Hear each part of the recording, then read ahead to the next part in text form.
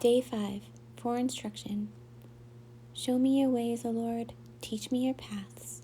Lead me in your truth and teach me. For you are the God of my salvation. On you I wait all the day.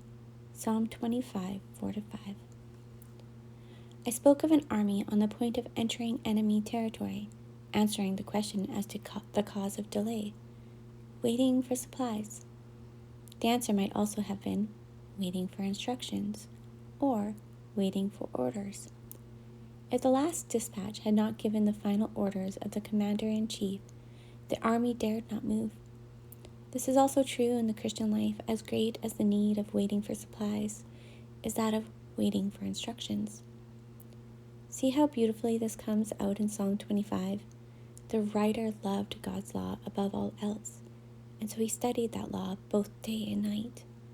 But he came to realize that even this devotion to the law was not enough.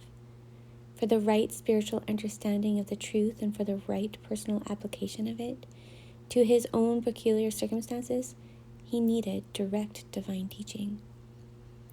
This particular psalm is a favorite one of many people, perhaps because it expresses our deep longing for divine guidance, along with the childlike confidence that guidance would be given. Study the psalm until your heart is filled with two thoughts: the absolute need and the absolute certainty of divine guidance. Then notice how it is within this connection that he speaks. On you I wait all the day. Waiting for guidance, waiting for instruction, all the day is a very blessed part of waiting upon God. The Father in heaven is so interested in his children, and so longs to keep their every step within his will and his love, that he is willing to guide them entirely by his own hand. God knows that we are unable to do what is truly holy and heavenly without his help. God's demands actually become the promises of what he would do in watching over and leading us all day long. It is not only in times of difficulty and perplexity, but also in the common course of everyday life, that we may count on God to teach us his way and show us his path. What do we need to do to receive this guidance? One thing: wait for instructions. Wait on God. On you I will wait all the day.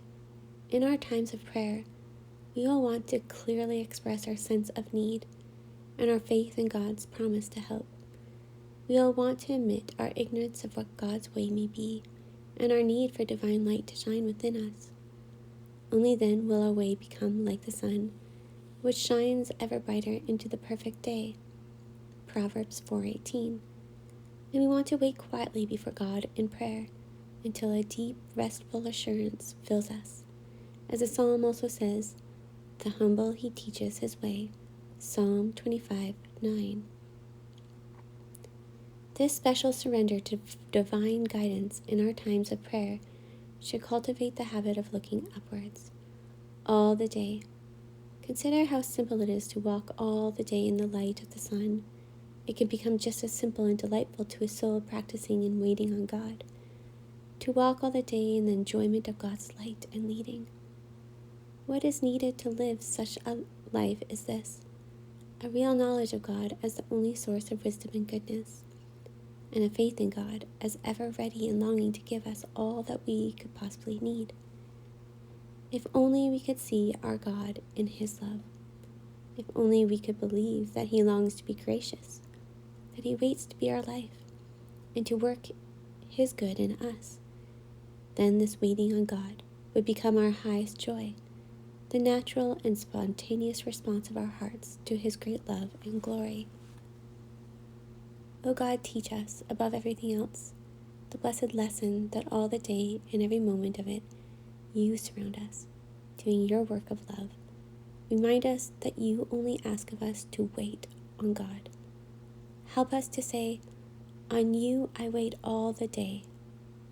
My soul, wait only on God.